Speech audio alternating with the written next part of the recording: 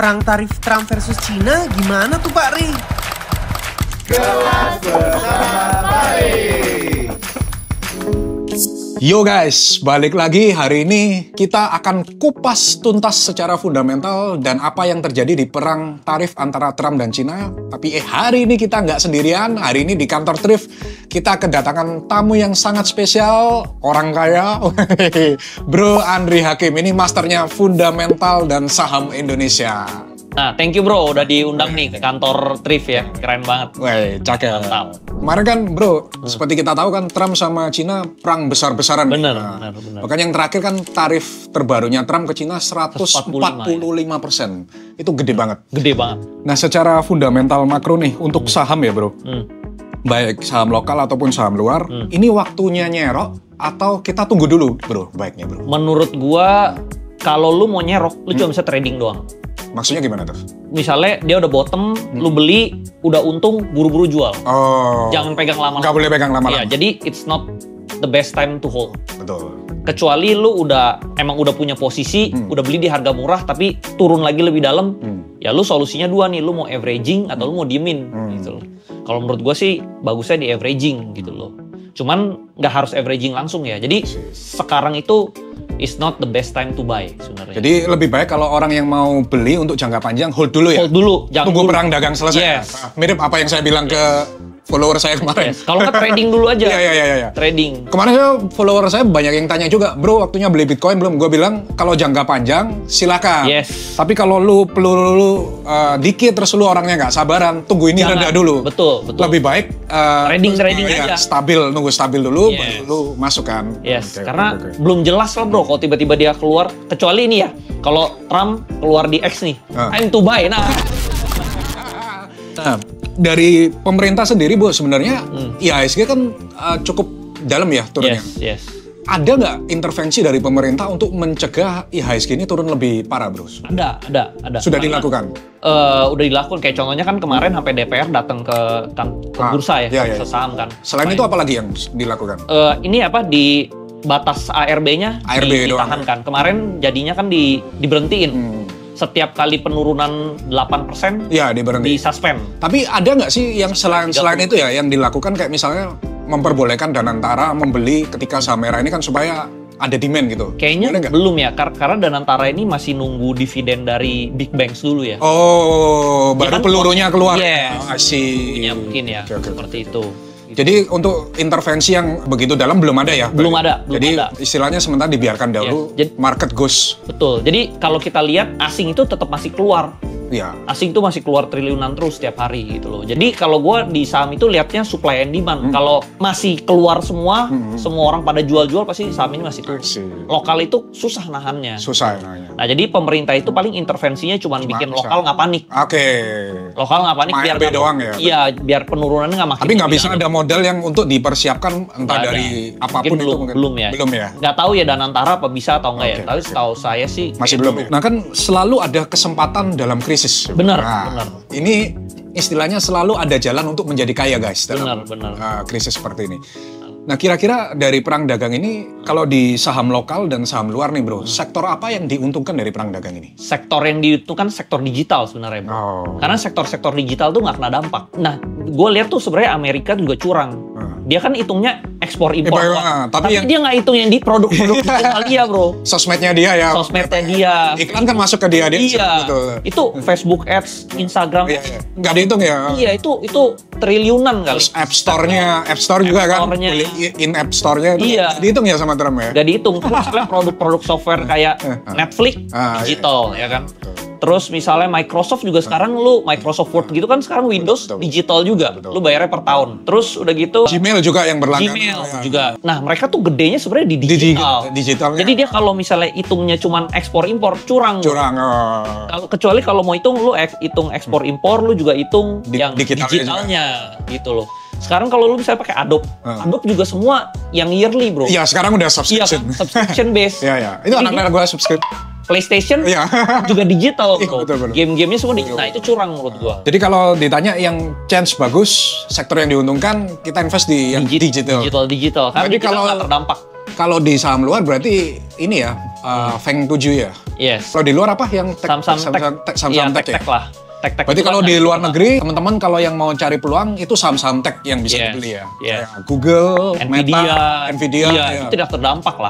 Oke. Tapi kalau kayak yang misalnya produk kayak Apple, dia ada jual handphone, itu terdampak tuh bro. Oh iya. Ya kan kayak kemarin pas kena tarif itu langsung buru-buru. Nerbangin kan 5 pesawat bawa iPhone ya. Bener. Jadi yang digital tidak terdampak. Gitu loh. Nah, yang kedua yang menurut saya krusial ya, penting ya. Kalau IHSG mungkin kemarin bilang dia tidak akan intervensi kan, dan memang dibiarkan. Tapi kalau USD ke rupiah, ini kan dampaknya luas sekali. Bahkan parah, betul. Saya kemarin sempat bilang, kalau IHSG nggak diintervensi nggak apa-apa. Tapi kalau rupiah USD ini harus intervensi. Benar. Karena dampaknya begitu luas, bro. Contoh paling simpel ya, handphone, TV, kulkas. Itu kan semua pulaannya, istilahnya barangnya quotation-nya dalam USD. Barang-barang impor. Iya, barang-barang impor. Bahkan teman-teman saya yang punya pabrik, itu kalau kalian tahu ya, semua mesin pabrik di Indo ini impor semua, bro. Gak ada mesin untuk pabrik itu diproduksi lokal, itu gak ada. Spare part-nya pun kalau servis itu kudu ngimpor dari luar. Jadi kayak pabrik pecah belah, piring, sendok yang kalian gunakan itu kalau sampai USD naik, harganya pasti ikut naik, bro. Dan ini juga nggak terhenti sampai untuk cowok ya, cewek juga kena loh, bro. Karena alat yang untuk bikin cantik ya, laser muka, botoxnya itu impor semua loh, bro. Betul. Quotation-nya dalam USD. Betul. Kenapa gue tahu? Karena 2022 gue pernah sempet pengen buka klinik kecantikan, bro.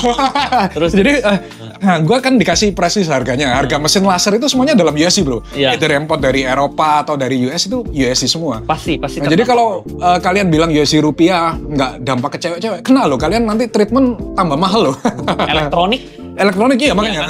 Chip semua ini kan semua. Bahkan handphone, zaman sekarang siapa sih yang nggak punya handphone gitu kan? Dan yang paling penting kan juga bensin kita harganya masih ngikut USD kan? Terus sama bursa saham juga sebenarnya terdampak, bro. Masih terdampak. Dolar itu, ya. Kalau misalnya US dollar jadi makin gede makin tinggi, itu investor pada nggak mau invest di Indonesia, mendingan dia invest di Amerika. SP500 ya. Yes. Tapi kalau misalnya rupiahnya menguat, ya dia otomatis orang luar bakal invest ke IHSG. Kemarin kan ketika rupiah tembus 17.300, BI langsung intervensi kan. Dan kemarin saya juga bilang it's time to take profit karena BI intervensi kan. Betul. Istilahnya we don't fight the government lah. Kita bantulah jual-jual USD. Nah, kira-kira kalau menurut bro dengan perang dagang ini mungkin nggak rupiah balik lagi ke level 16.000 atau kita just go off to 18.000 kalau menurut bro? Kalau misalnya tarik panjang, pasti kita ke 18.000 juga pasti bro. Tarik panjang ya ini? Tarik panjang. Panjang ini berapa tahun bro kira-kira? Misalnya sampai 2030. Oh 2030, 5 tahun lah ya? Ya 5 tahun pasti. Pasti 20.000 ya? Karena dulu gue lulus dari Amerika bro, itu $1 tuh 9.000. Sekarang udah 17.000 ya. Udah lebih dari 50% bro. Nah itu separah itu. Jadi kalau dari lihat historicalnya ya pasti 20.000 pasti. Matter of time ya? It's just a matter of time. Even BI intervensi lah bro? Pasti. Kecuali ada perubahan yang benar-benar hebat banget dalam negeri kita. Fundamentalnya. Kalau dengan kondisi sekarang sih jebol ke 20.000 dalam jangka panjang ya? Dalam jangka panjangnya. Nah, kalau jangka pendek nih bro, sekarang kan BI intervensi nih. Mungkin nggak balik lagi ke 16.500 sesuai target BI. Bisa. Kan BI udah intervensi dan mereka ngomong bahwa target mereka 16.500. Nah, hari ini tadi pagi gua pantau masih 16.900. Iya. Menurut gua kalau cuma 16.500 harusnya bisa. Possible ya? Possible. Jadi bisa tapi short. Itu temporary doang. Temporary ya? Jadi kalau ditanya target long term-nya 20.000 ya bro ya? Pasti. Nah kalau menurut lu Bitcoin gimana bro? Kalau gua ngelihatnya sama ya, di perang dagang ini Bitcoin itu pumping ketika ada dua.